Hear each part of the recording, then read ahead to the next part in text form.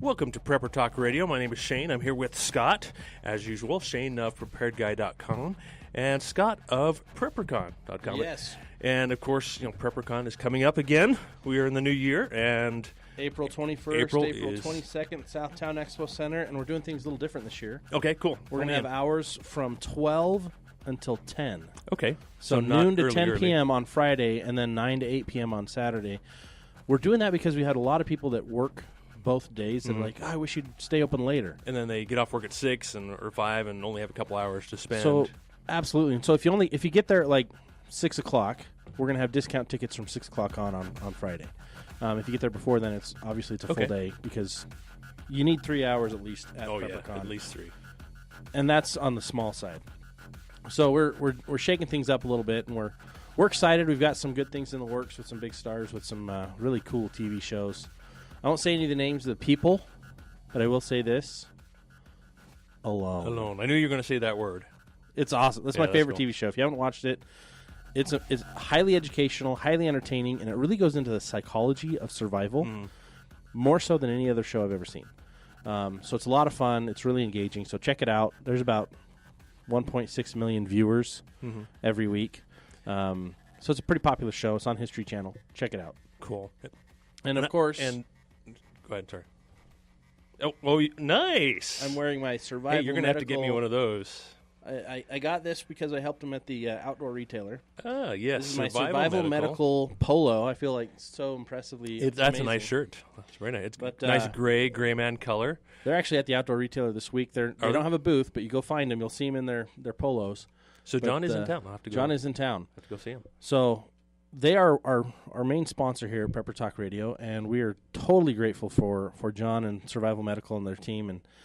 And when it comes to first aid, they're the solution that I think of first. They're the one that I use. It's Absolutely. Convenient. It's long-term storage. You can put it in with your food storage and not worry about it and rotate the little things you need, but your big first aid kit can just stay there. You're not having to replace it every year to 2 years. Yeah, one thing I did probably 3 years ago, I really stocked up on. I went to the dollar store, right? Mm-hmm. Good place to get preps.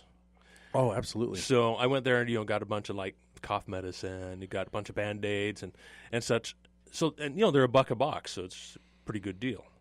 And we've been kind of using those and rotating through them, but I've already noticed mine are starting to get old. Oh yeah, they get old fast. I'm trying to use them up a little bit faster. Especially those really expensive ones with clowns and ponies and Disney characters. SpongeBob. I hate. You spend more on them just to make your niece or nephew happy, and then they dry out so fast. They hate Band-Aids, and so they take them off. Yeah. So, we are brought to you by Survival Medical, survival-medical.com. You can also reach them. If you're ready with your pen and pencil, here's the phone number, 208-538-9531. And we'll throw that out again later on in the program so that you can write that down. All of those of you who don't have internet access, which, good on you. Yep. So today, Scott, what are we talking about today? We're back to Prepping 101. So, new year, kind of renewal of getting people prepared. A lot of people have been tuning in more and more to the show lately that they kind of wanted to know where to start. Mm-hmm. So we figured, a lot of resolutions this year, which I hate resolutions, by the way. I like goals. Yes. They're measurable, they're attainable. So a lot of the goals people have this year are really to get better prepared. And so the last week's show and this week's show, and probably a little bit of next week's show, is really going to be devoted to helping you understand the basics. So last week we talked about the emergency rule of 3. Right. Talked about the major importance of shelter. Food, water, food. Food and really water more than anything, but shelter and then water. And then food. So today we wanted to take it a little deeper. Mm-hmm. Talk about kind of your family plan, emergency meeting locations, how to do your inventory system, mindset. I think mindset's huge. And I really wanted to try and spend as much time as possible on planning, because you can have everything and not know how to use it, never use it, and when you get to that moment when you really need to use it, and you're in a stressful situation, you don't know how to use it properly. And I think that comes along with mindset, comes with plans, with planning. So not just plans, but planning is kind of the word there. And part of it is a constant or continual use of what you have, whether that's knowledge, whether that's gear, whatever you're doing, because if you're not practicing, just like working out. If you're not working out, your muscles are going to go into atrophy. They're going to start shrinking. They're not going to continue to grow. And you're not going to be able to keep them at the same size they are. As a perfect example, look at my body. I don't have the big muscles I used to have because I've let them atrophy. And it's the same thing with preparedness or anything else in life. If you're not studying, if you're not developing, if you're not trying to grow that mindset or that skill set or that knowledge base, you're going to start to lose it. You need to review those things. Just like any skill, and mindset really is a skill. And, that's one thing I've really kind of been concentrating on a lot lately, and especially when you're getting back to Prepping 101, it really kind of begins with mindset. Yeah. Yes, you can obviously get your food storage and make some plans without having what I would consider a prepping mindset.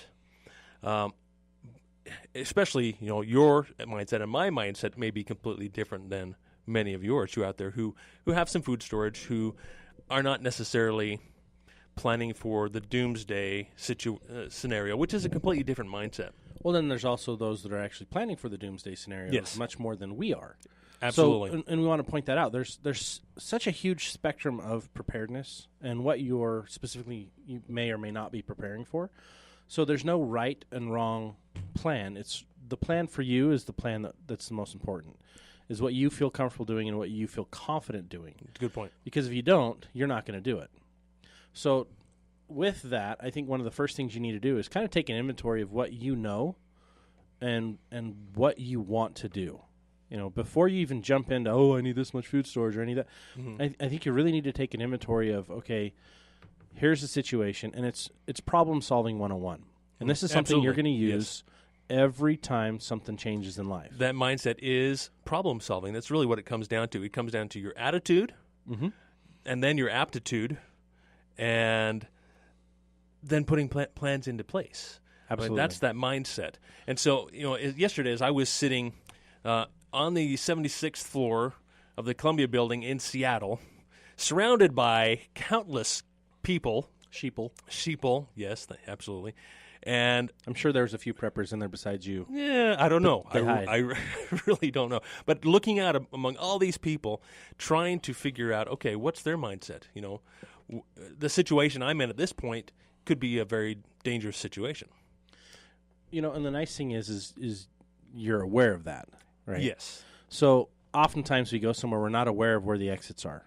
We're not aware of escape routes in case of a fire or in case of a gunman, which, heaven forbid, in case of a hazardous material leak somewhere.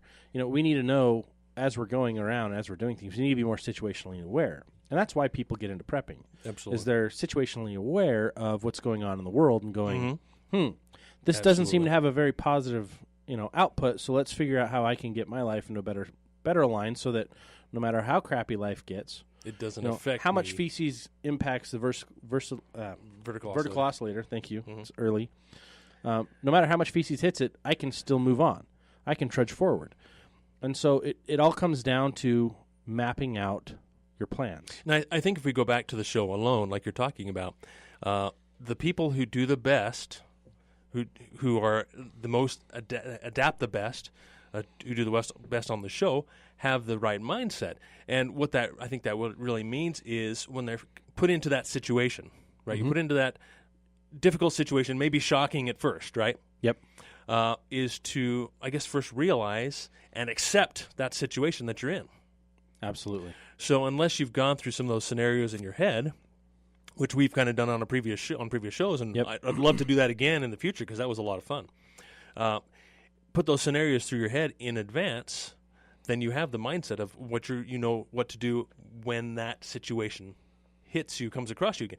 So like some of these guys on the show, some of them, and I don't watch it a lot, but some of them shut down in those survival scenarios. Yeah.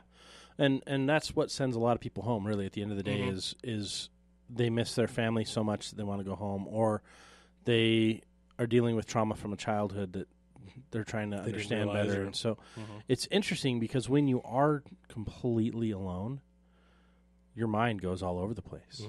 And so we have to learn how to organize our thoughts and prepare a plan. One of the guys who was interesting in season 2 was doing phenomenally. His mindset was just in my opinion, pristine. Mm-hmm. And I thought for sure he was going to win. And he kept saying, man, I wish my wife were here. This is so beautiful. She would love this so much. Mm-hmm. And eventually he's like, you know what? I've learned everything I need to learn. I've accomplished everything I need to accomplish. The guy had a kitchen. He'd built himself a kitchen with a cleaning area. He had firewood stacked up for days. Like, he had a sweet shelter. How long was he out there at that point? I think it was like 30 days, 40 days. Really? And probably longer than that. But he was just like, he was far ahead of where everybody else was in survival. Mm-hmm. And he just gave up? And he's like, because you win a $500,000 prize if you stay out there the longest. So whoever's out there the longest gets the no prize. particular time, but the last person to give up gets the prize. Wow. Okay. So, and he just one day he goes, you know what? The most valuable thing is my wife, and I miss my wife. I'm ready to go. I don't have to be here. Yeah, he's like, I don't have to be here. I've learned everything I need to learn. I feel like I've accomplished everything I wanted to accomplish. I miss my wife. Yeah, he put himself. So he went home. Put himself in that situation voluntarily. Mm-hmm. So, but we're not going to be voluntarily put into a situation. Exactly. Well, kind of. We are. We've That's based true. on the choices as a nation that we're making now, and the choices you make right now to get yourself prepared is that you're putting yourself voluntarily into that situation of being compromised or not having the food storage or the water storage that you will need at some point. Absolutely. So let's take the last few minutes of the segment. Let's really talk about planning, right? Okay, first and foremost is you need to take an inventory of who you're planning for. Very, very good. Yeah. You know, who is the right question? Who are you planning for? Are you planning for just yourself? Are you responsible for the care of your, elderly parents? Are you responsible for the care of, 2, 3, 4, 5, I don't know how many kids. You're in Utah. It could be 12. Mm-hmm. Are you responsible for kids and grandkids? And then once you've identified everyone, then you need to go through and understand what their needs are. Because their basic needs are going to change. Youth, small children, and elderly, they need different climates than we do. Mm-hmm. They need it warmer in the winter. They need it a little bit warmer in the summer as well, but not hot. They don't need it as cold as we would like it. Like, my wife loves 64 degrees during the winter in the house at nighttime, and I like 70 degrees. Yeah, but she's also pregnant and has a furnace growing inside of her little belly there. But you have to take all of those considerations, under review and really think of, okay, what are their eating habits? I can't just go out and buy food storage and think everything all is well. Deal. I'll just take a year's worth of about this. 1,000 pounds of beans, and my kids hate beans. Yeah, right. We have to figure out what will they eat, what do they like now, and also try to anticipate for the future based on their eating habits. What will they still like in the future, and start building based on likes and dislikes, needs. First needs first. So. And water's an easy one because everybody likes water. Everybody needs water, so that's an easy one. And shelter is, kind of an easy one too. And we're going to talk a little bit more about that in the coming segments, is really how do you prepare a detailed plan for each aspect of your preparedness. Yep. So I think it starts with kind of a whole picture, right? Mm-hmm. As much of a big picture as you possibly can before you drill into what am I really, really preparing for. You need to prepare for the general scenarios first, kind of the whole picture, the big picture. And that's where mindset really ties in, because if your mind isn't in the right place, you may not have as wide a spectrum that you need to consider for your preparations. If your mindset's all, okay, I only need to really worry about earthquakes, which is a great place to start. I mean, that's one of our highest priorities here on the Wasatch Front, is preparing for earthquakes. Absolutely. So if our mindset's there, but not broader into the other aspects of, okay, what do I do financially? How to prepare financially? And how do you prepare financially for an earthquake? Well, and there's certain things you can prepare for and other things you really can't, but you can physically wise, but you can get your mindset right. I mean, one of the things people don't prepare for that they need to more than anything else is family illness or injury or tragic life changes, unemployment. Those are some of the biggest things that hit people that if they don't have money stacked aside or food and other things stacked aside, they won't be able to outlast the medical bills or the drastic changes that are facing them. Planning is extremely important, especially as a prepper. Thank you for listening to Prepper Talk Radio. We are sponsored by Survival Medical, survival-medical.com, the only first aid kits designed for long-term storage. Welcome back to the show. Thank you all for listening. You're listening to Prepper Talk Radio. Here is Scott and Shane, and we are talking about, and let me not forget our sponsor, our wonderful sponsor, Survival Medical, survival-medical.com. I'll throw out their telephone number here once again, 208-538-9531. That's 208-538-9531. And we thank them very much for their support. And so we're talking about, against the survival or prepping 101. Last week we talked a little bit about the survival rules of 3, the very most basic part of prepping, and really most basic part of survival. Not just prepping, but of a lot of different aspects of the survival rules of 3. And we're trying to stay as basic as possible. I don't think we're being terribly successful at that this morning, Scott. I think we're doing. We'd like to get into the deep. We do, but topics, we're still good. It's still important stuff. So what we've been talking about right now is identifying who you need to take care of first, right? And then now you're looking at, okay, what do I need to start preparing for? Big picture things, because a lot of the big picture things can cover a lot of the other little bases. Yes, absolutely. So I think the next logical step. So you've got who you're preparing for, and write down their basic needs. And that should be fairly easy. And I think part of that is, when I first started to become a serious prepper, I wanted to include everybody in my plans, and that's my phone ringing up there. Hopefully you can't hear that. So I wanted to include everybody in my plans. I wanted to include my neighbors, my extended family, those people I really cared about, and I've really kind of come to the conclusion that I can't prepare for everybody, and it's not my job. It's really if it comes down to spiritual aspect, it's really their job to prepare for themselves and their family. It's not my job. Yeah, we each have our own stewardship. And so you take who you can prepare for and who you are preparing for, you take that into consideration, then you start mapping out your plans. And I think one of the simplest exercises is to write down your family action plan in case of the simple things. So, for example, if there's a fire, draw out your floor plan on a piece of paper. Point out where all the kids sleep, where you sleep, whoever else is in the house, where they sleep, and how they're going to get out of the house, right?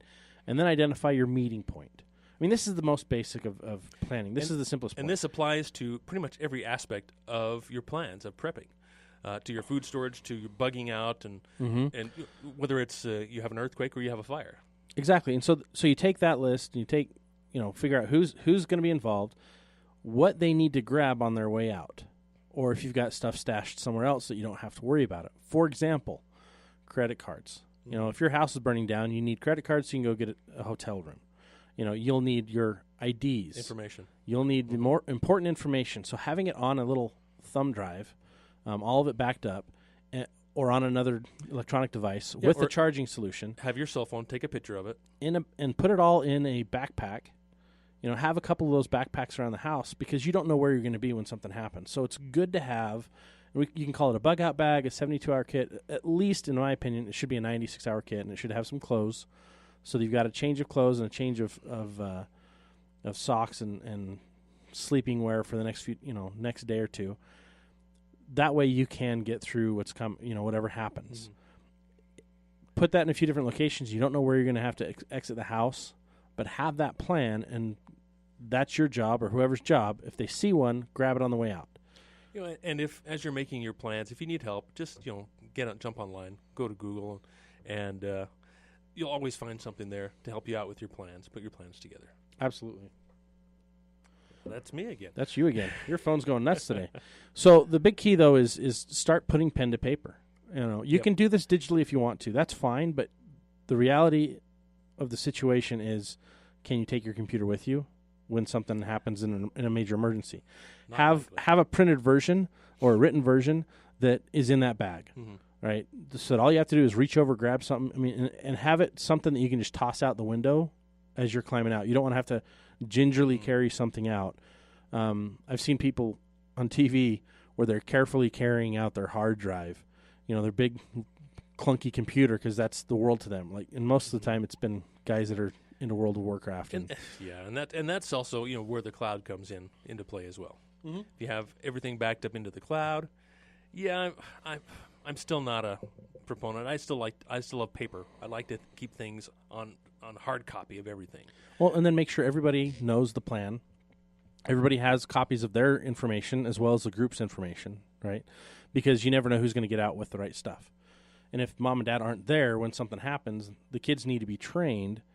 And so this is where you can go in and say, okay, we're preparing for all these different scenarios. You know, you can do flood scenarios. You can do, minor flooding where it's just flooding the basement, or major flood where you've got to get out of the valley. Go through those pandemics. Go through and start listing off all the different things. And we can put together a list for you guys and do a little webinar later. But create your plans for each of those contingencies and then go over them, monthly. Do a different one every month so that almost at least twice a year you're going over each scenario. Mm-hmm. Now here's something that I have begun to use, this particular method. It is a military method. You can find this online. It's called PACE, P-A-C-E. And what that entails is for every aspect of your prepping, whether it's food storage, whether it's bugging out, whether it's a fire or so forth, you can implement this into every single aspect. The first is, it's an acronym, PACE. So the first one is primary. What is your best option? What's your best solution for that problem? So let's take, for example, we need communications. We need to talk to each other. So what's the best way to talk to each other? Okay, we'll get on our cell phones and we'll communicate, right? Okay, so there's your primary plan, your best plan. So what is your alternate? What is your alternate plan? Okay. What would that be? Well, let's text each other. Because it has been, I guess, widely known if the networks aren't working for phone calls, they may possibly work for a text. Text data packets are 10 times more likely to go through. There you go. So that could be an alternate. And this is just an example of what you can do with every aspect of your planning. So primary, alternate, C, contingency. What is your contingency plan for communications? What could possibly be another way? How about Facebook? Okay. Facebook message, or maybe some other network you're on, or some other chat site or whatever. Maybe it's a gaming site where you can talk to each other.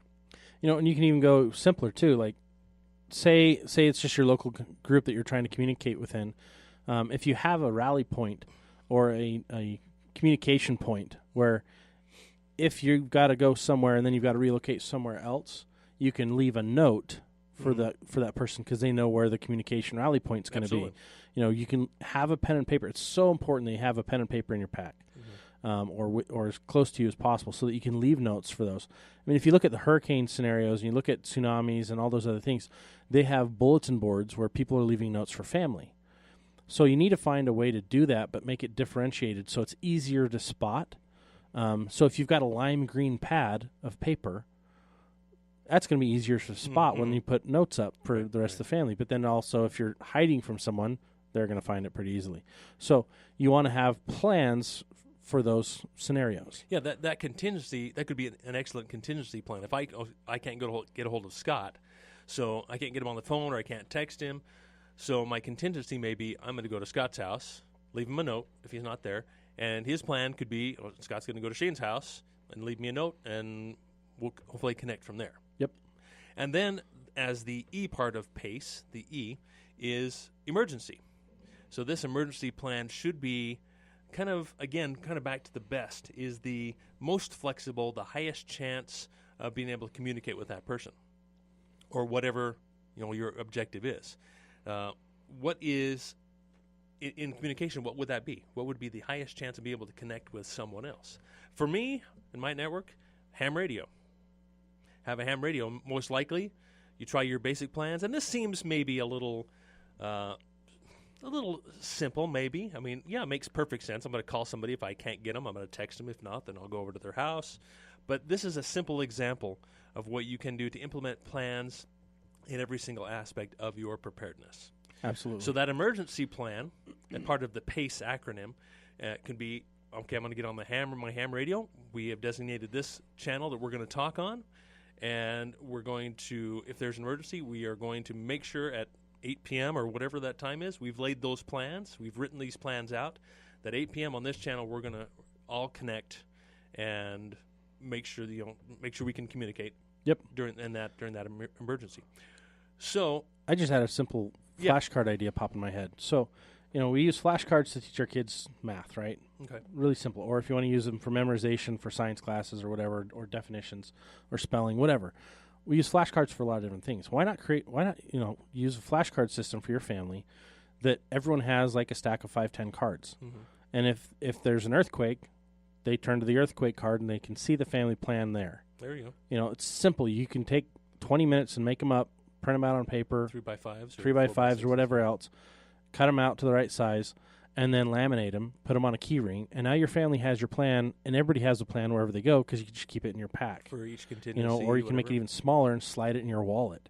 Mm-hmm. But the idea is you've got those plans and that you're covering those plans, and you've got your primary, right? You've got your primary plan of what you're going to do, and then you've got your backups, right? And as you said, your pace. What's the A again? Yeah, A is alternate. Alternate, right? So alternate, contingency, and then your emergency. So you know how you're going to communicate or what you need to do, and everyone knows the steps they need to take to be able to check in and to make sure you're okay. And then from there, you've got your the next level of planning. Once you've kind of regrouped after an event or during an event, once you've grouped and you know everyone's safe, the next plan is kind of the rebuilding plan or the move on plan. And I think maybe even before that is we talked about who, we talked about what situation, and then where. You know, the where is, I really like to use those who, what, when, where, why, how. I really try to apply that to most scenarios. Mm-hmm. It helps me not to remember or maybe not forget a particular aspect of my preparedness. Am I applying every one of these, or does it apply or does it not apply? I think that's the importance of having each of those plans written down with, rally points, with the where. The where, exactly. Where are we going to meet? Also, when you go on family vacation, you're in a place nobody knows. Mm-hmm. Like me in Seattle over there. Yeah. I mean, you need to implement things like the buddy system. You need to implement things like, okay, we're walking into Disneyland. If someone gets lost, we're all going to meet at this location. So as soon as you recognize someone's not with you, we're all going right here first. Mm-hmm. And that way you can verify who's there and who's not there. I mean, there's simple ways to get everybody on the same page, and it all starts with planning. Absolutely. Now, here's something. Dwight Eisenhower said this, and I liked what he said. Not that I think he was a great president or anything, but he said, plans are nothing. Planning is everything. So planning basically, to me, says this is an active, this is something that's active that you do regularly. You don't make a plan and then forget about it. You're continually planning because your plans may need to adjust, and you need to take into account different things that happen in your life, or maybe one of your children moves away further away than they were previously. So you, again, have to continue planning and adjusting your plans. And it's kind of, again, back to the mindset. Where's your mindset? Is your mindset, the world is great. It's everything's rosy and everything's fine and nothing will ever happen here. Is that your mindset? Or is your mindset that, I've got to be prepared for whatever may happen? And it's my responsibility as the father, as the dad, to keep track of that and maybe make my family's life a little bit easier, not having to worry about those types of things, but involving them in the plans and involving them in the preparation so that they realize Dad's got this taken care of. I don't have to worry so much about these particular heavy, concerning. What happens though if Dad's gone? Dad's no longer an option. That's what Mom's around for, right? What if Mom and Dad are both gone? Well, then they know our plans. They may not be always thinking about them and updating them like I would, but as the manager of the family, right, I would kind of look at myself as a manager. Mm-hmm. When plans change, you implement that change among your employees or whomever is below you. Oh, here's a change. We're going to implement this change. And it doesn't have to be as detailed as, let's come back together and let's make a whole new set of plans. You've already made those plans, but you're continually planning and tweaking those plans. So it's an ongoing training and development process. I think so. And I think that's what a lot of people forget. And that's why I'm pointing this out is you need to be looking at your plan and looking at your life situation. And I think every year take a good inventory of your plans, of your family, where they are at different phases and stages of their lives, because your plans will change. Mm-hmm. All of a sudden, you've got a kid in college. All of a sudden, maybe someone passed away this last year. That changes how you keep track of them in the future, and how and what you do and how you're planning and the resources you need. Or, okay, you had a baby. You've got to take an inventory of that every year and adjust your plans accordingly. But don't wait till New Year's to do it every year. If there's a life change in the middle of the year or March or, I've got a baby coming in April, or hopefully May. But when she comes, do you think that's when I'm going to reorganize my plan? No, I'm changing it now. You're I'm setting preparing up the baby it now. room right now. You're setting up. You're painting the room and. Well, The more crib than set that, up I mean, that's mostly ready. It's getting. Here's our rally point. Here's who's responsible for this. Here's what we're going to do for the next 3 years as far as preparedness plans. Mm-hmm. Taking those into consideration. I mean, now, I'm almost to the point where I'm going to get a fire retardant suit so that no matter what, I can bust through doors with my little sledgehammer and get to my kid and get her out of the house because she's a baby. Yeah. Right? And that way my wife can get out and I can get out. But yeah, and then I'm ready for a fire retardant suit. Back to mindset again. Right? Yeah, Scott's willing to do whatever it takes. Yeah. And a fire retardant suit will keep me from getting burned. Yeah. Maybe a bunch of burn gel and run through the walls. I don't know. But we'll give you a higher chance of success. Absolutely. So it sounds a little crazy, and that is actually a little crazy, but there are ways to be better prepared. I mean, I think you'll think I'm crazy if you knew what was going through my mind a lot of the time here, Scott. Yeah. So here's a quick scenario. We're actually coming up on a break here, but what would you do? And this is when I'm flying to Seattle or back. What do you do? What would you do if your plane had trouble? I'll reveal my plans after the break, and you'll think I'm a little crazy, but that's what goes through my mind as a prepper and having the correct mindset. Thank you for joining us here on Prepper Talk Radio, AM 630 K-Talk, and our sponsor is Survival Medical, survival-medical.com. Welcome back to the show. You're listening to Shane and Scott here on Prepper Talk Radio. Booyah. With our sponsor, Survival Medical, survival-medical.com. I'll throw out the number one more time, 208-538-9531. They are truly my preferred source for medical supplies. Put them in with my food storage, and don't worry about it. Absolutely. And then I have them in my bag for every day, too. So I've got bag kits. I've got car kits. I've got my big kits for long-term storage. And it's funny because I've broken out those kits a little bit here and there and used different pieces of it. And it's great, And when I'm ready for a new one, I just go buy a new one on their website. Use it, and abuse it. Absolutely. All right, so we were talking a little bit about mindset, planning, and prepping 101. But wait, there's more. We were going to talk it's about... not sold in any store. No, we're going to talk about you said you're a little crazy, but your airplane plan. Yes. You watched that, is it Lost? Is that the TV show where they crashed? Is that where you got this from? No, that's not where I got this from. I got this from my own demented mind, I think. So for my work, I fly a little bit, not very much. Go out to Seattle, Northwest, maybe back east for trainings and such. And that makes me feel a little awkward because, I can't carry my firearm. I can't carry a knife. Mm-hmm. There's a lot of things that I carry every day I just can't take with me. So I guess you could say I can't take everything with me that I want to have with me. So my mindset has to change a little bit, right? I have to be able to, and I'm only responsible for myself at this particular moment, right? Whereas otherwise, I'm responsible for the whole family, maybe with some extended family, neighbors. I feel a little bit of responsibility that way. But when I'm by myself, I'm thinking, okay, what would I do in this situation? What would I do in this situation? Because I'm by myself, it makes it a lot more simple than saying, okay, I have to take care of my young daughter first, and then from there my 9-year-old son. So by myself, thinking, okay, if I'm on the plane, what options do I have if there's a mechanical failure or something like that where we start to, the plane starts to fall from the sky? What can you do? And there really aren't many. I mean, what can you do? Tuck. What exactly? Grab your oxygen mask and tuck. Follow the instructions of the airline stewardess. Grab your knees, put your head down. So flight attendant, sorry. Exactly. So what I have devised, and you'll think I'm a little crazy here, is, and whenever I fly anywhere, I take a nice jacket with me. I'll take a hat with me and some gloves, and I'm prepared to jump.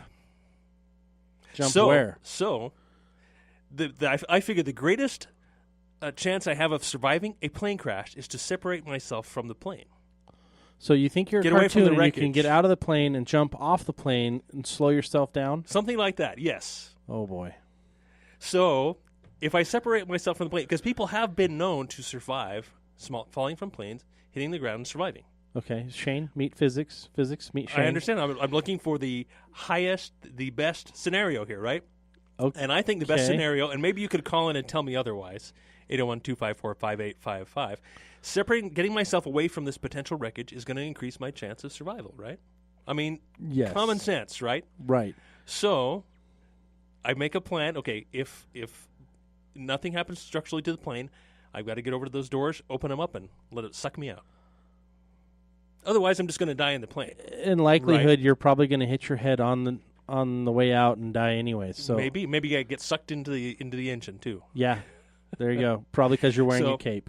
Yes, because of my cape, I'm a superhero. So anyway, that's where my mindset's at, and that's what I think I'm trying to reach here is where's your mindset? If you're flying, are you just listening to music? Are you playing a game? I mean, what are you coming up with contingency plans? If you're on the 76th floor of the Columbia Tower in Seattle and something happens, how are you going to get down from that building? What's your plan? So I do something similar. Okay. Not to the level of craziness of jumping out of an airplane. Without a parachute. Without a parachute. My coat will save me. Yeah, exactly. I'll turn it into a squirrel suit, and I'll glide down nicely and find some water or something. And see, I'm so heavy that those cockamamie ideas won't save me. I'm too heavy for a squirrel suit. So, no, I carry, like, for example, my wife and I like to go on cruises. That's kind of our thing. When we go on a vacation to relax, it's to get away from everybody and everything. Mm-hmm. And I'll read between 7 and 9 books in a week, and I'll just devour them.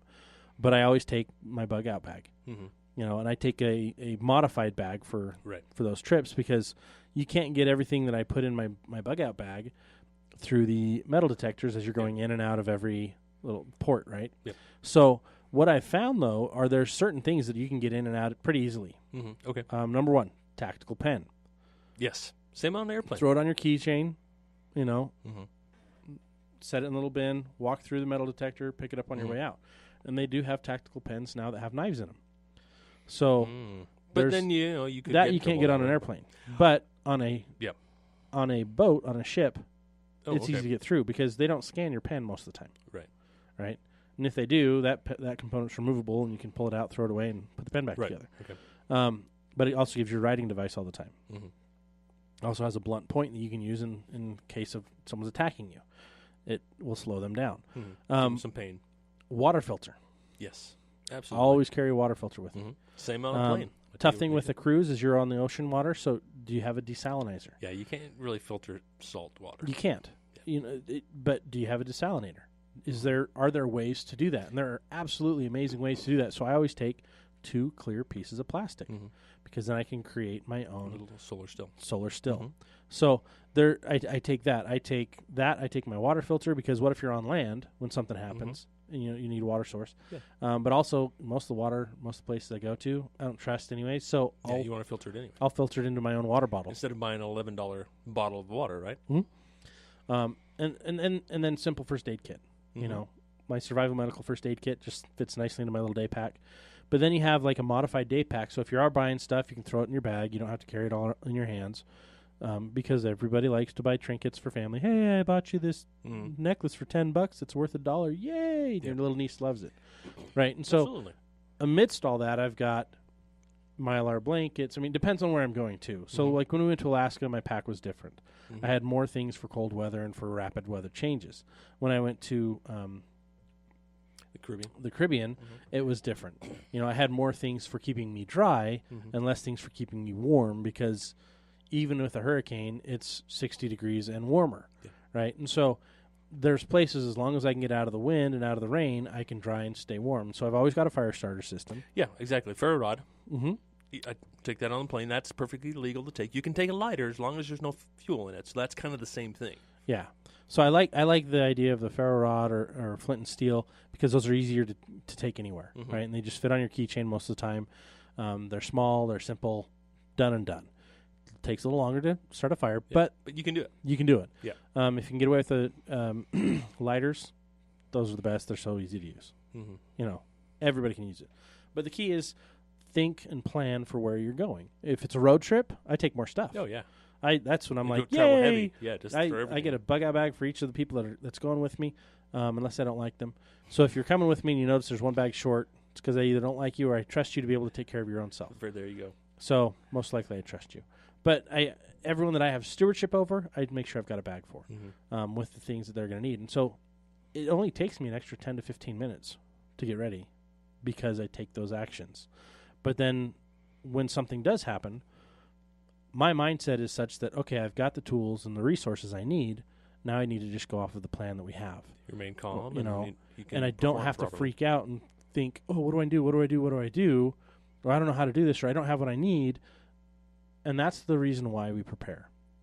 So that when something does happen, it's easier to stay calm and to power through it. Absolutely. And by taking the steps to make a good plan, I think it'll open your eyes to the different possibilities. Especially like, okay, I'm going on a cruise or I'm taking a flight. Let's think about this. Let's put some thought to this. What can I take? What can I put on the, legally take on the plane? And what situations might I arise? And, another one of my kind of crazy plans is, okay, if I get stuck in Seattle or wherever I may go, how do I get back home? Yep. Because that's essential for me to get back home to my family. And you have to be realistic as well, Yep. I've heard people, oh, yeah, I got stuck in Colorado. I'm going to walk home to Utah. It'll take me about 3 or 4 days. That's on the extreme side, absolutely. And I'm like, wow, are you running a marathon pace? Because it's not feasible. We have to go back to the pioneers are a great example. Yeah. Sometimes they went a mile a day. Sometimes they went 10 miles a day. Sometimes 20, yeah. It just depends on the terrain and the weather. I mean, there's so many factors. And if you're not physically fit, can you expect to be able to do that? It's no. not just walking. No, it's not that easy. Sadly, most of the preppers I know aren't in good health. My blood pressure's a little high. I'm in that group right now because I've allowed myself to fall apart a little bit. But I can still go hiking, and I can hike for quite a bit. However, if I were asked to do it every day for 6 weeks, to walk home, it would be horrible. But it's doable, right? If you can't even do it for a day, you're not going to be able to do it for a week. So that's the thing we need to think about is what are my real, truly possible scenarios of what I can and can't do. And that all goes back to mindset again. Am I preparing myself to do the things I need to do or I'm going to have to do, both physically and mentally and emotionally? And as you're looking at the different scenarios, your eyes are opening up to the different possibilities. You need to categorize them. Okay, what is the most likely? What is the least likely? Like having to walk all the way home, that's probably the least likely, but it's still a possibility. So are you prepared with some good shoes to be able to make that walk if you have to?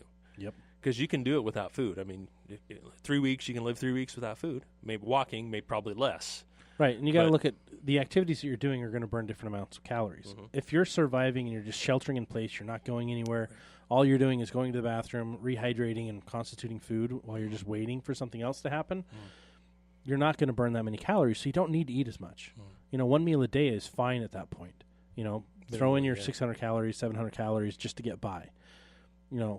It's going to feel a lot like a concentration camp, but at least you're not wasting food in the form of feces. Now, here's a few things that I use to kind of help me to realize those possibilities. Okay. I like to watch movies, and you like to read books. I love movies more than books, though, sadly. Okay. Yep, me too. So there's a lot of really cool movies out there that are prepper movies that help you get you in your mindset. And same with the books. Some of the books like Greg Hoff, he writes in Angry American, and it talks about those different types of scenarios, and which will help you open your mind to those possibilities. Jeff's actually going to be at PrepperCon this year. Oh, awesome. So he's bringing a author panel with him. We're excited. He's going to bring some of his books. He'll be selling his books and autographing his books there. His series, the New World series, is actually one of the best series I've seen. A dozen books, doesn't he? Oh, he's got a ton of books. But that's my favorite series. That and the post-apocalyptic novels by, that's, I totally lost it. Angry American? The survival series by Angry American. Yeah, okay. The survival series, and then G. Michael Hoff's The New World series. Those are my two favorite series of books within survival and preparedness in the fiction area, right? The nonfiction stuff, I love handbooks more than anything else. Right. Guides, manuals, those, they're great. Get as many of those as possible and study them. That's true. Take them camping. They're amazing. And as you get more equipped and understand things, this goes to mindset. Okay, say all of a sudden you're trapped in the woods on your driving home, and you get broken down and the grid goes down or something, and now you've got to walk home. How much more confident are you going to be if you know how to trap if you know how to identify food and forage, Know how to use a compass. if you know how to use medicinal, plants for medicinal purposes, Mm-hmm. Those are things that are going to make the entire scenario change, and it's going to be easier to manage your mind when you understand what to do and how to do it. And that's the key, is understanding how to manage your resources and manage your mind. If you can't, you're going to go nuts pretty fast. Absolutely. The mindset is, in most survival scenarios, the people that survive are the ones that didn't have the most resources, maybe they weren't the most prepared, but had the right mindset that they were going to survive no matter what. And hopefully we never get ourselves in that situation. That's not what this is about. It's not about surviving the worst possible scenario, because we want to thrive. And that's what we're here for, to help you guys and help us. I mean, this is just as much for us as it is for you guys, to thrive when a disaster hits, when a difficult situation hits. It's not a disaster because you're prepared. Right. So. You're basically taking the equation of fear out as much as possible, right? And as you eliminate fear, the thing that's replaces fear is peace. So the more you can eliminate fear through planning, through preparation, and through practice, the more you're going to have peace. Absolutely. We can call it the triple P protocol for peace. Plan, prepare, practice, and you'll have peace. So focus on that. Remember, we're brought to you by Survival Medical, survival-medical.com. They are our sponsor, good friends, and very trusted first aid solution. And thanks for listening to Prepper Talk Radio. We'll see you again next week.